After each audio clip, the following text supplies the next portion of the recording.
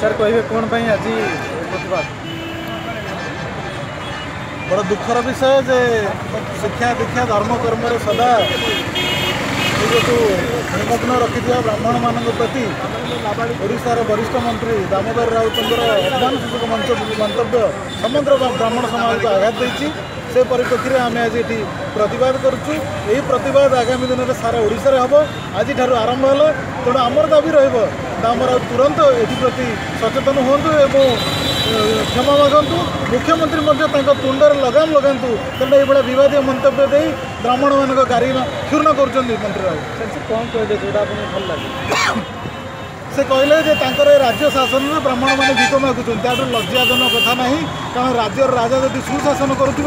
ब्राह्मण जो मैंने कि उच्च वर्ग अच्छा से भिक मागे यहाँ मुहर शोभा पाऊना।